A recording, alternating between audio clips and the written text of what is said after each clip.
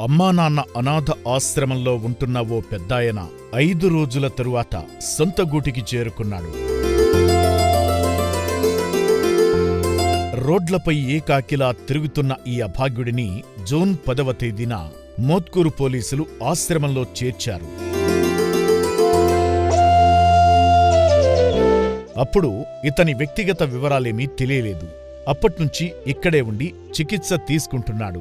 అయితే ఈ పెద్దాయన అమ్మానాన్న అనాథ ఆశ్రమంలో ఉన్నాడని స్థానిక పోలీసుల ద్వారా తెలుసుకున్న తోటి పనివాళ్లైన సునీల్, ఫిరోజ్ ఖాన్ రక్షణాలయానికి రావడంతో ఇతని పేరు సామినారాయణ అని తెలిసింది. తప్పిపోయిన సామినారాయణ ఫోటోను సిబ్బందికి చూపించారు.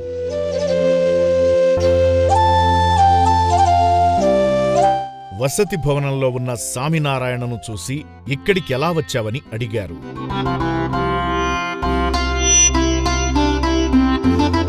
ఈ సందర్భంగా సునీల్ గారు మాట్లాడుతూ తిరుమలగిరి మోత్కూరు నుంచి తప్పిపోయాడని పోలీస్ స్టేషన్లో ఫిర్యాదు చేయగా ఆశ్రమంలో ఉన్నాడని చెప్పడంతో ఎక్కడికి వచ్చామన్నారు.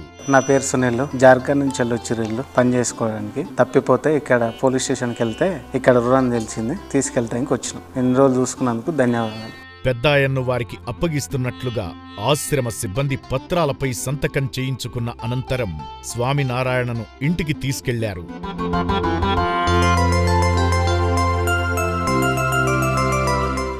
ఒంటరివాడై అయోమయ స్థితిలో తిరుగుతున్న ఈ పెద్దాయన్ను అమ్మానాన్న అనాథ ఆశ్రమానికి తీసుకొచ్చి పునర్జన్మనిచ్చిన మోత్కూరు పోలీసులకు శ్రీశంకర గురూజీ ధన్యవాదాలు తెలుపుతున్నారు.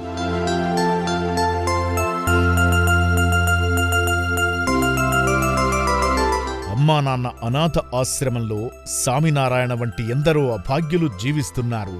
వాళ్లు కూడా వీలైనంత త్వరగా కుటుంబం చెంతకు చేరాలని అమ్మానాన్న అనాథ ఆశ్రమం కోరుకుంటోంది.